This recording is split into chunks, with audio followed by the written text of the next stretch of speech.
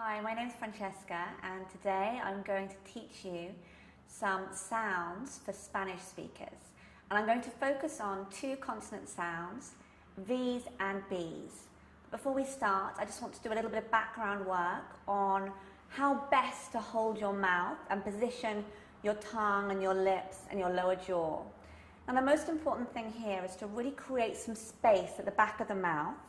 And a really good way to do this is a big stretch. Now it does look a bit funny, but if you could just do this with me. So a big stretch.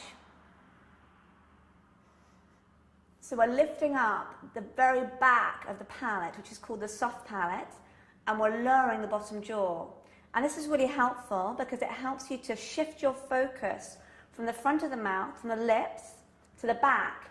And you probably notice that my resonance, so the way my voice echoes in my head and the cavities in my chest, is a lot stronger, and that's because I'm really opening up the back of my mouth by lifting my soft palate and lowering my bottom jaw. So I'm also opening my mouth a lot wider. So if you'd just like to repeat after me in your own time, I'll leave you a space. Very. And you'll notice here, if you look at me as I pronounce this word, that I'm actually biting my bottom lip with my top teeth in a very subtle manner. So it's just the very inside of my bottom lip. Very. Visits. Vet. And as I bite my bottom lip, I then propel the vowel sound back to resonate in my cranium and also in my chest. And I do that by also strengthening these little muscles here in my lower jaw. And a great way to become more aware of these muscles is just to stifle a smile. So really pretend that you want to smile, but you're trying to hold it back like this. So you can feel these muscles here.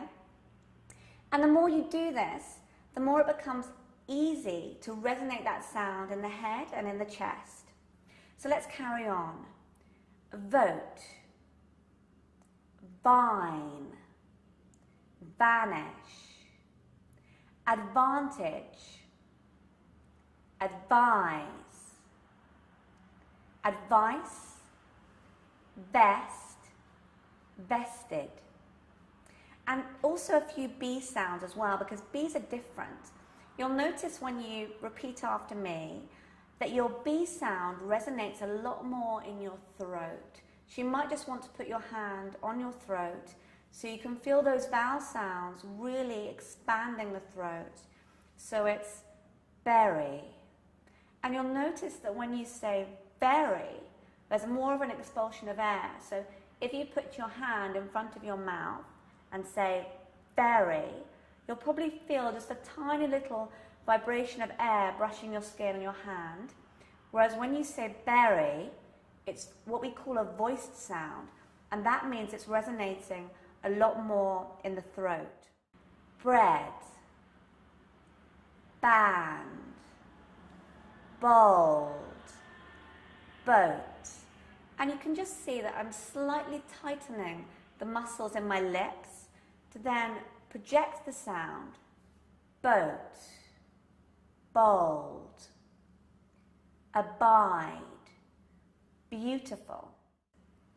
The band was very bold. So you can see I'm saying very bold.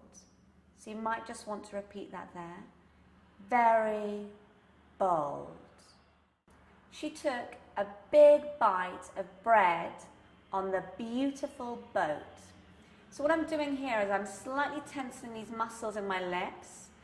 But after the B, so it's very, very short period of time that I'm tensing those muscles, I'm then projecting the sound back by relaxing the muscles in my throat and expanding the back of the mouth for the vowel sound.